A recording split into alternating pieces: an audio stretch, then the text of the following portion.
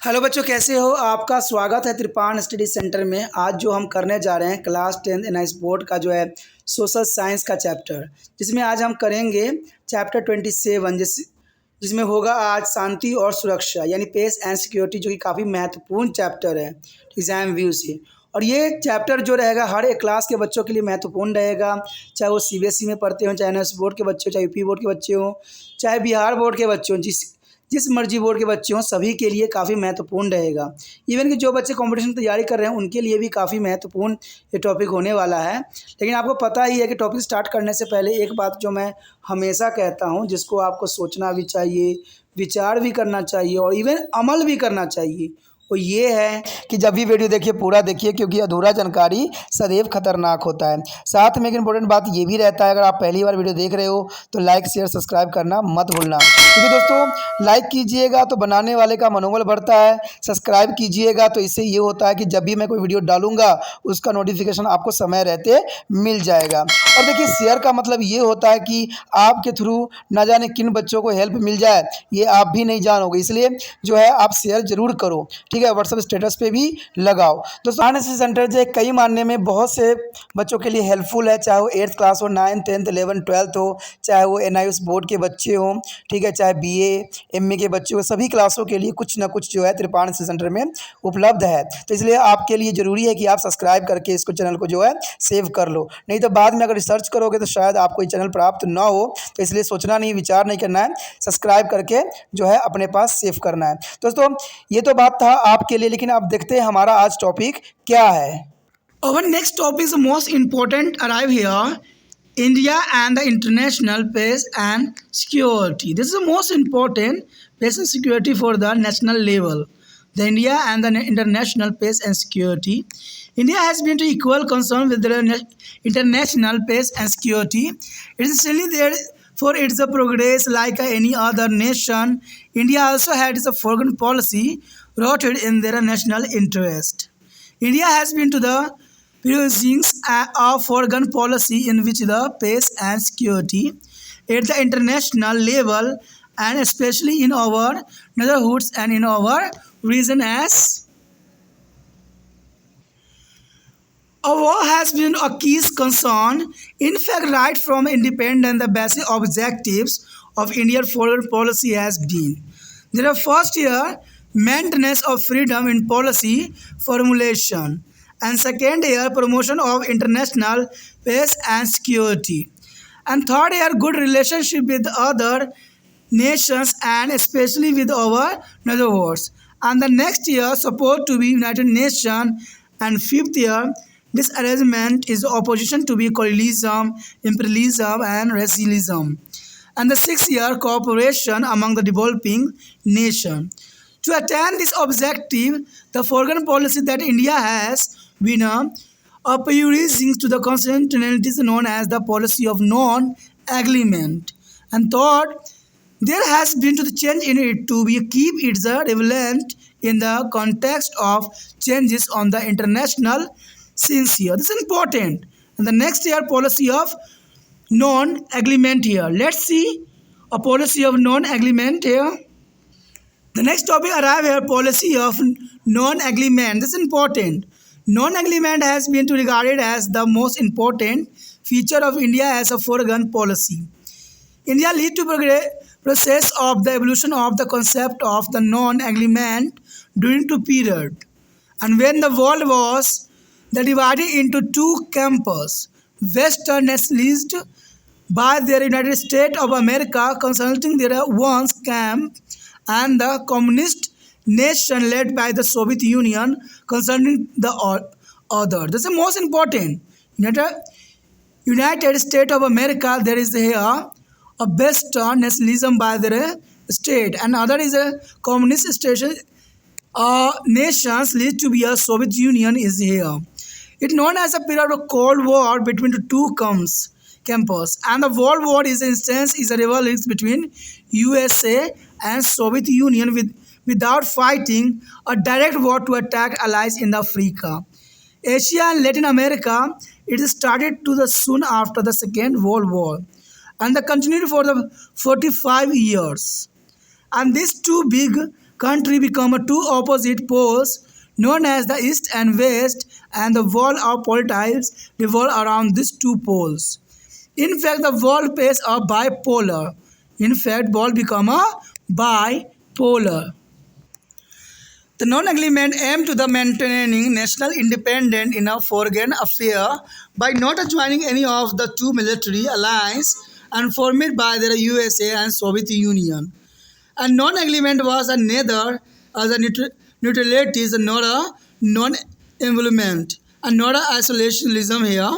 It was a dynamic concept which mean not a committing to be any military bloc, but taking on the independent standard on the international issues according to the merit of each case. This is important, merit of the each case.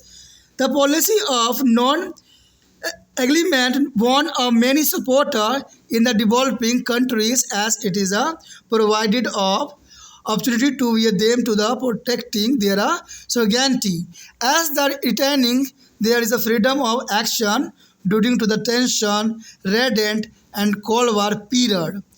India as the primary architects of non-agreement and as one there are leading members of non-agreement and movement has taken to active part it is a growth.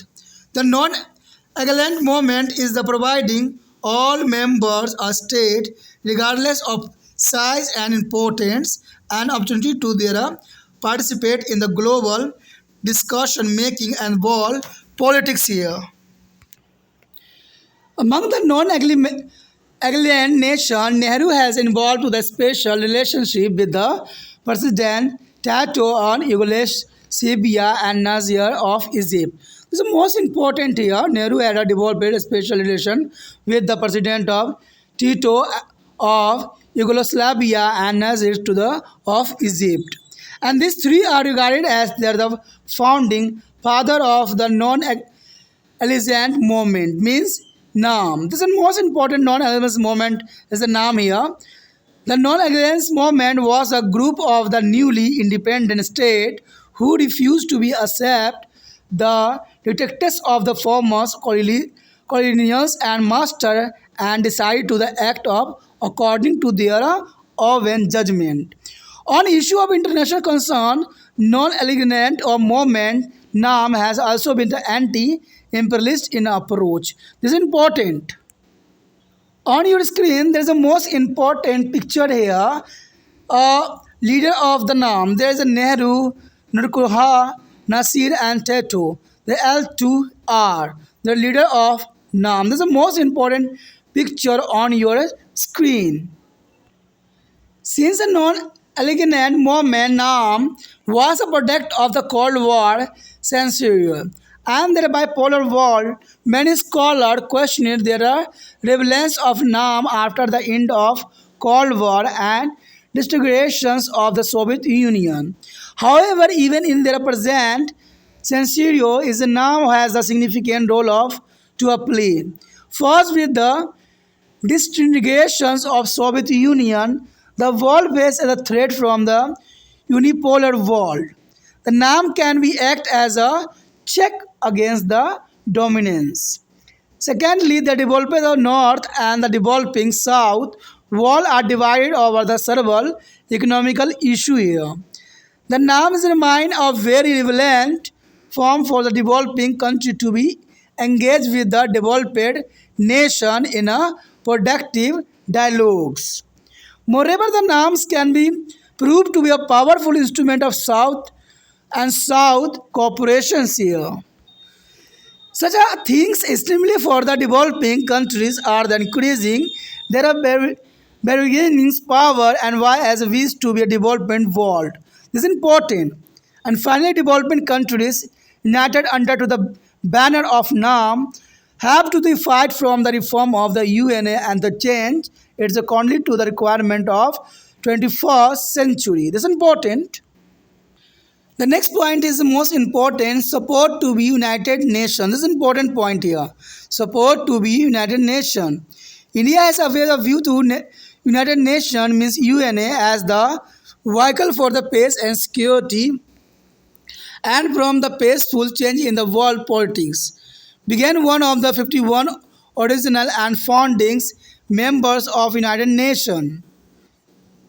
India has been extending all out for support in its effort for international peace and security and disagreement here. India expects that a UNA must be involved countries to be moderate their difference thought talk are the negotiations. Moreover, India has a advocate to the active role for a UN in development effort of the developing countries. It has appeared for a common united front of these countries in the UNA. It's a belief.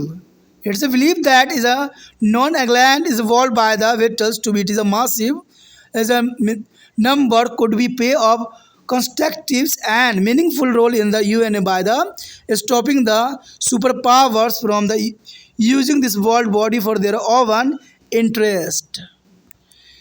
Security Counseling, an important organ. The Security Council is an important organ of United Nations, play a key role in the maintenance of international peace and security. That is why a process of its reform has been to initiated, and there is the possibility of expanding its permanent membership. India has a strong case for the becoming permanent member in the Security Council. On your screen, there is the most important UN building of New York. This is the most important building on your screen. आगे हमारे समक्ष जो topic आया है काफ़ी महत्वपूर्ण है। भारत और अंतर्राष्ट्रीय शांति और सुरक्षा काफ़ी महत्वपूर्ण रहेगा कि भारत और अंतर्राष्ट्रीय शांति सुरक्षा में क्या योगदान है और भारत ने इसके लिए क्या प्रयास किए, तो काफ़ी महत्वपूर्ण रहेगा। देखा जाए तो भारत अंतर्राष्ट्रीय शांति सुरक्षा को लेकर सामान्य रूप से परेशान सदैव रहा है और भारत ने इस शांति और सुरक्षा के ऊपर जो है बहुत जोर दिया है और यह इसकी प्रगति के लिए आवश्यक भी है, क्योंकि भारत अगर आगे बढ़ना चाहता है तो जो ये शांति और सुरक्षा के ऊपर जो है विशेष ध्यान देने की आवश्यकता है। अन्य राष्ट्रों की तरह भारत की विदेश नीति भी राष्ट्रीय हित पर ही आधारित है और भारत ने एक ऐसी विदेशी नीति अपनाई है जिसमें जो है अंतर्राष्ट्रीय स्तर पर और विशेषकर हमारे पड़ोस में तथा हमारे क्षेत्र में शांति सुरक्षा मुख्य चिंता का विषय बना रहा है। तो काफ़ी महत्वपूर्ण है। वास्तव में स्वतंत्रता से ही भारत में विदेश नीतियों का मुख्य उद्देश्य है। अगर देखा जाए तो उसमें कुछ उद्देश्य हैं, जैसे विदेश नीति में स्वतंत्रता, अंतर्राष्ट्रीय शांति सुरक्षा को काफ़ी बढ़ावा देना, अन्य राष्ट्रों के विशेषकर पड़ोसी देशों के साथ मित्रतापूर्ण संबंध, सशक्तिकरण, उपनिवेशवाद, साम्राज्यवाद और जाति भेद का विरोध, और देखा जाए तो विकासशील देशों में सहयोग। इन उद्देश्यों की प्राप्ति के लिए जिस विदेशी नीति का भारत ने निरंतर पालन किया है उसे गुट निरपेक्षता की नीति भी कह सकते हैं, क्योंकि ये गुट निरपेक्षता की सबसे महत्वपूर्ण नीतियों में से एक है। हालांकि अंतर्राष्ट्रीय परिदृश्य में बदलाव के संदर्भ में इसमें बदलाव भी लाए गए हैं, तो ये काफ़ी महत्वपूर्ण है। आगे देखिए, कहते हैं गुट निरपेक्ष की नीतियाँ क्या है। चलिए देखें और समझें कि गुट निरपेक्ष की नीतियाँ क्या होती है। आगे हमारे समक्ष जो आया है गुट निरपेक्षता की नीति, तो ये काफ़ी महत्वपूर्ण है। नॉन एग्रीमेंट के बारे में जानना काफ़ी दिलचस्प रहेगा और भारत ने इसको अपनाया। आपको पता होना चाहिए कि जिस समय भारत आज़ाद हुआ था उस समय जो है शीत युद्ध का दौर चल रही थी, यानी देखा जाए तो पूरा विश्व जो है दो खेमों में बट गई थी। एक जो था अमेरिका था, एक था यूएसएसआर था। अमेरिका की नीति जो था पूंजीवादी था और वहीं यूएसएसआर की नीति जो थे साम्यवादी नीतियों को अनुसरण करता था। लेकिन भारत दोनों खेमों से किसी भी खेमे में जाता तो भारत के लिए बहुत ही समस्या बन खड़ी होती, क्योंकि भारत अभी अभी ही आज़ाद हुआ था। इसलिए भारत ने न तो अमेरिका का अनुसरण किया न यूएसएसआर का अनुसरण किया, भारत ने अपना जो है गुट निरपेक्ष नीतियों का जो है अनुसरण किया। तो इसके अंतर्गत देखा जाए तो गुट निरपेक्षता भारत की विदेश नीति का सबसे महत्वपूर्ण विशेषता मानी जा सकती है। भारत ने उस समय युग में गुट निरपेक्षता की अवधारणा की विकास प्रक्रिया का नेतृत्व किया जब विश्व दो परस्पर विरोधी गुटों में विभाजित उस समय था। प्रथम गुट जो है संयुक्त राज्य अमेरिका के नेतृत्व में पश्चिमी देशों और दूसरे गुट सोवियत संघ के नेतृत्व में साम्यवादी देशों का था। यानी ये दो देश जो थे उस समय अपनी प्रभुता साबित करने के लिए जो है होड़ सी लगी हुई थी। इन्हीं कारणों से जो है कोल्ड वॉर चला, क्योंकि दोनों ही पावरफुल थे और ये दोनों गुटों के बीच शीत युद्ध के स्थिति के रूप में जाना जाता है, क्योंकि इनके बीच में जो तनाव पैदा हुए, जो मानसिक युद्ध हुआ, इसको जो है शीत युद्ध के नाम से जाना जाता है। सीधे तौर पर युद्ध में टकराव बिना शीत युद्ध संयुक्त राज्य अमेरिका तथा सोवियत संघ के मध्य अफ्रीका, एशिया और लैटिन अमेरिका के देशों को अपने गुटों में शामिल करने की होड़ थी, क्योंकि दोनों देश जो है हर एक देश को अपने देशों में शामिल करने के लिए एक होड़ सी लगा रखी थे, और ऐसे शामिल नहीं होते थे उनको डराया धमकाया भी जाता था। और इस अवस्था में भारत को जो है इन दोनों से दूर रहना बहुत ही दुष्कर्म कार्य था। और यह द्वितीय विश्व युद्ध के तुरंत बाद आरंभ हुआ था और 45 वर्ष तक चला। कहते हैं ये समय काल बहुत महत्वपूर्ण थी, 45 वर्ष का। और ये दोनों शक्तिशाली देश दो विपरीत ध्रुव बन गए थे और विश्व राजनीति इसके इर्द गिर्द घूमने लगी थी। वास्तव में विश्व द्विध्रुवीय बन गया था, यानी देखा जाए तो बाइपोलर बन गया था पूरा विश्व, यानी दो गुटों में जो है पूरा विश्व बट गया था। अमेरिका तथा सोवियत संघ द्वारा गठित दो जो है सैन्य संधि में बिना शामिल हुए गुट निरपेक्षता का उद्देश्य विदेश नीति के मामले में स्वतंत्र रहने का था। यानी देखा जाए तो भारत का एक ही जो है अभिलाषा था कि दोनों गुट में सम्मिलित न होके अपने आप को स्वतंत्र रखना था। गुट निरपेक्षता न तो तटस्थ थी और न ही अलगवाद था।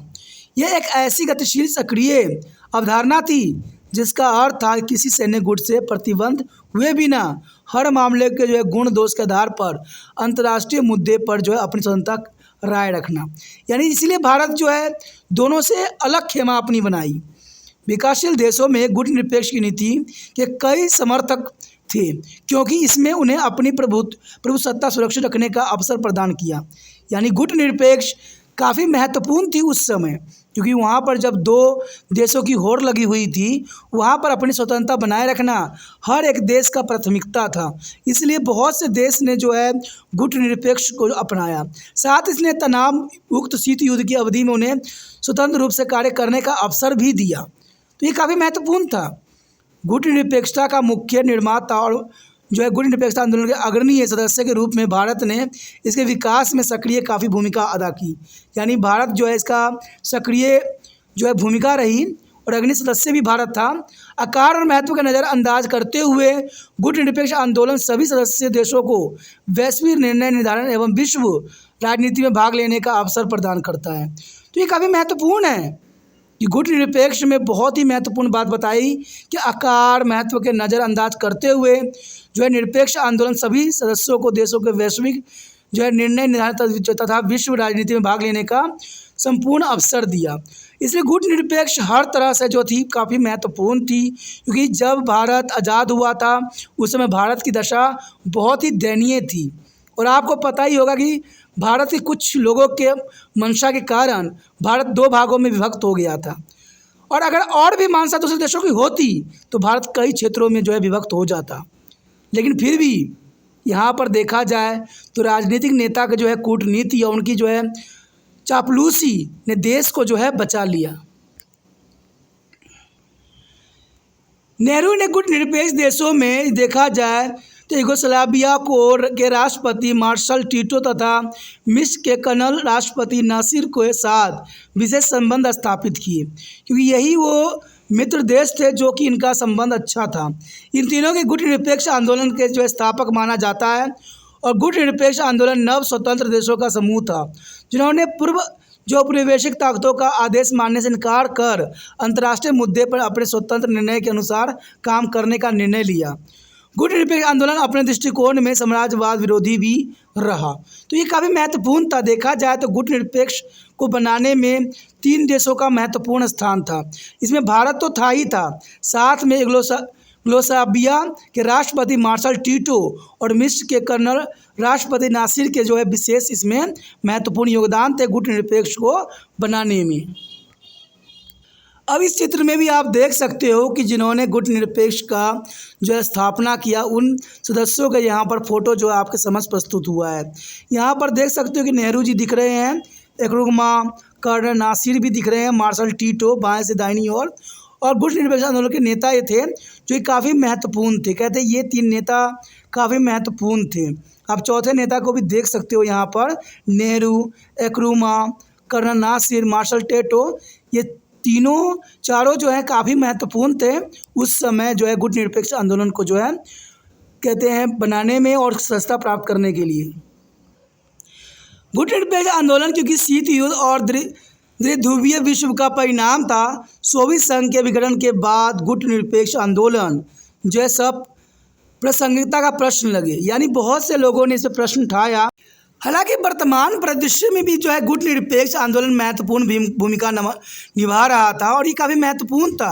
आपको बता दूं कि यहाँ पर शीत युद्ध जो था दो विचारधाराओं की थी, जिसमें अमेरिका और सोवियत संघ जो है सम्मिलित था और भारत के लिए जो है किसी एक का जो है हासिल करना सस्ता बहुत ही दुष्कर्म कार्य था, क्योंकि भारत अभी अभी आज़ाद हुआ था।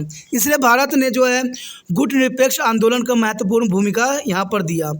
प्रथम सोवियत संघ के विघटन के बाद दुनिया के सामने एक ध्रुवीय विश्व का खतरा बना हुआ था और गुट निरपेक्ष आंदोलन अमेरिका का प्रभुत्व पर रुकावट का काम करता है। आपको पता ही होगा कि पूरे दुनिया में जो है सोवियत संघ के विघटन के बाद दुनिया में ये खतरा बन गया, एक ध्रुवीय विश्व का खतरा पूरे विश्व में बन गया, क्योंकि इससे जो था पूरा विश्व एक ही खामे में बट जाती और इससे जो था एक ही व्यक्ति का प्रभुता खतरा बना था।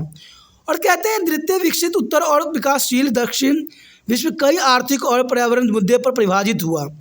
गुट निरपेक्ष आंदोलन विकासशील देशों के साथ एक अर्थपूर्ण वार्तालाप के लिए विकासशील देशों के एक महत्वपूर्ण मंच प्रदान करता है। तो ये काफ़ी महत्वपूर्ण है कि गुट निरपेक्ष आंदोलन विकसित देशों के साथ एक अर्थपूर्ण वार्तालाप के जो है विकासशील देशों के एक महत्वपूर्ण मंच प्रदान करता है, जहाँ पर हर बात को रखी जा सकती है विश्व स्तर पर। इसके अतिरिक्त गुट निरपेक्ष आंदोलन दक्षिण एशिया जो है सहयोग के लिए एक शक्तिशाली संगठन साबित हो सकता है। अगर देखा जाए तो गुट निरपेक्ष आंदोलन दक्षिण और दक्षिण सहयोग के लिए जो है काफ़ी शक्तिशाली जो है साबित हो सकता है। विकासशील देशों को विकसित देशों के समक्ष अपनी स्थिति मजबूत करने के लिए भी गुट निरपेक्ष आंदोलन आवश्यक एवं सार्थक है। काफ़ी महत्वपूर्ण है कि गुट निरपेक्ष आंदोलन जो है काफ़ी महत्वपूर्ण है। देखा जाए तो अगला पॉइंट और भी महत्वपूर्ण आया है, संयुक्त राष्ट्र के समर्थन। काफ़ी महत्वपूर्ण है कि संयुक्त राष्ट्र के समर्थन। कहते हैं भारत ने हमेशा संयुक्त राष्ट्र के विश्व राजनीति में शांति और सुरक्षा और शांतिपूर्ण परिवर्तन के वाहक के रूप में देखा है। यानी देखा जाए तो भारत का जो छवि बनी है पूरे विश्व में, तो शांति सुरक्षा के जो है वकालत करते हुए बनी है। यानी देखा जाए तो भारत संयुक्त राष्ट्र में जो है अपने आप को एक शांति और सुरक्षा के रूप में देखा है और ये वाहक के रूप में भी कार्य किया है।